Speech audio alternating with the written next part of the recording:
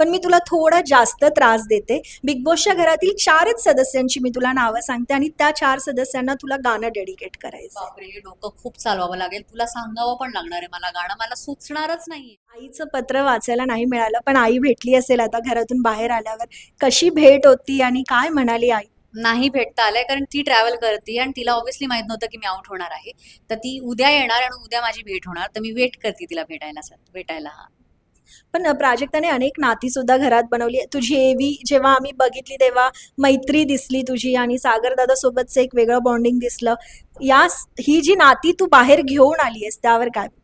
खरंच मला खूप छान लोकं भेटली आणि सेम वाइबची लोकं सेम वाइब बरोबर भेटूनच जातात असं असतं ते. तर ते माझी जी 5 लोकं आमच्या 5 लोकांचा जो ग्रुप होता तो माझा खूप छान कम्फर्ट झोन बनला घरात आणि मला त्यांच्याबरोबर खूप हसायला मिळालं, खूप लाईट फील करायला मिळालं. तर तो ग्रुप माझ्यासाठी खूप इम्पॉर्टंट होता आणि त्या ग्रुपमधली लोकं निघण्यानंतर सुद्धा ती फिलिंग माझ्यासाठी खूप इम्पॉर्टंट होती, की हां, आपण अशी छान नाती इकडे बनवली जी ट्रू आहेत. जी या गेमसाठी नव्हती, या गेमच्या पलीकडे होती. एक ह्युमन टू ह्युमन क्लीन अशी नाती होती.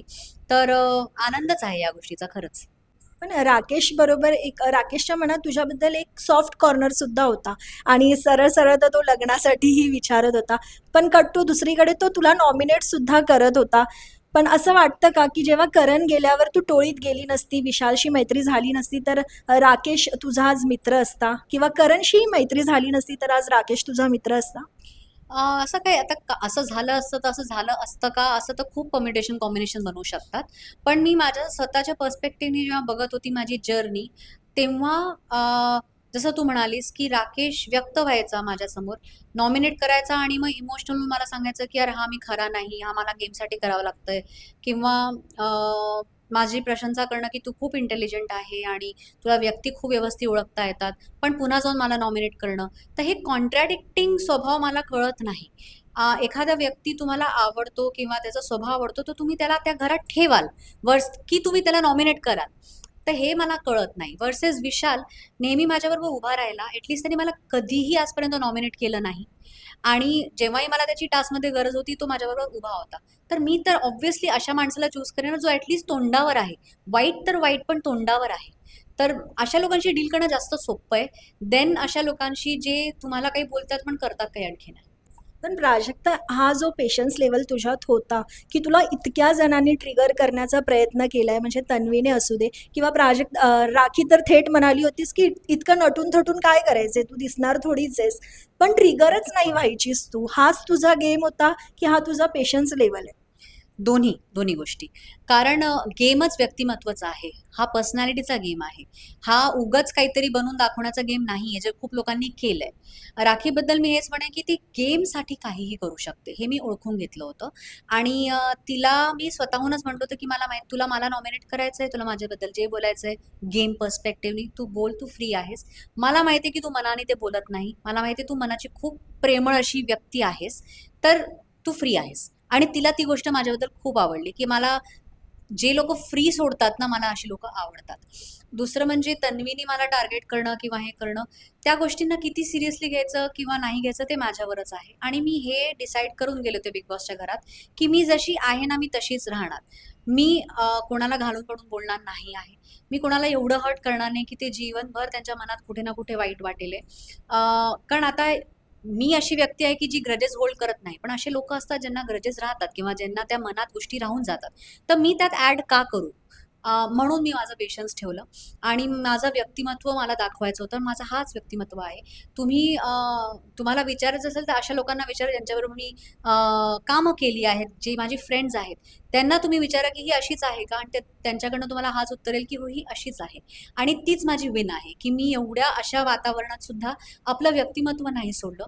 आपली काय म्हणतात तत्व नाही सोडले आणि कोणाला असं काही ॲड नाही केलं की जे त्यांना हर्ट करेल.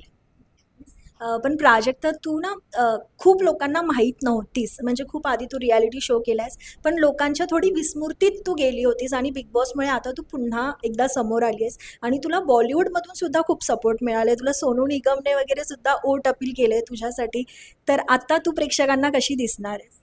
मी आता नक्कीच गाणी रिलीज करणार आहे. स्पेशली मराठी गाणी रिलीज करणार आहे. कारण आता माझे मराठी प्रेक्षक सुद्धा खूप जुळले आहेत माझ्या लाईफमध्ये. तर त्यांच्यासाठी छान-छान मराठी गाणी घेऊन येणार आहे. आणि म्युझिकच्या थ्रूच मी म्युझिकमुळेच बिग बॉसमध्ये पण गेले आहे. आणि बिग बॉस नंतर सुद्धा म्युझिक ते माझं कायमचं राहणार आहे.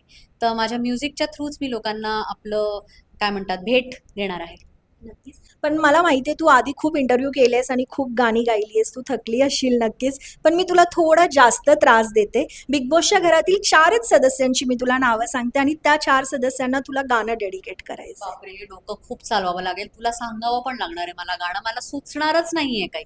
प्रयत्न करूया काही सुचतं प्रयत्न तर. करूया. ओके. तर सगळ्यात आधी विशाल. बापरे! अ, विशालला मी त्याचंच एक आवडतं गाणं डेडिकेट करते, जे त्याला खूप आवडायचं. हे गाणं मी त्याला डेडिकेट करते. वो तो है अलबेला, हजारों में अकेला, सदा तुमने ऐब देखा, हुनर तो न देखा. प्रभू. भोली सूरत दिल के खोटे, नाम बड़े और दर्शन छोटे. राकेश. विचार करू दे. असं कोणतं गाणं बनलंय का की मुंह पे कुछ और पीठ पीछे कुछ असं काही लिरिक्स आहे का? बताओ. काही सुचत नाही आहे. असं जे सिच्युएशन मध्ये त्याने मला कन्फ्युजन मध्ये जे टाकलंय तसं गाणंच बनलं नाही आतापर्यंत. आणि तुझा फेवरेट, तुझा जवळचा अगदी सागर. सागर दादासाठी गाणं सागर किनारे दिल ये पुकारे. पण हे सागर दादासाठी नाहीये, त्याचं नाव फक्त याच्यात येतंय म्हणून.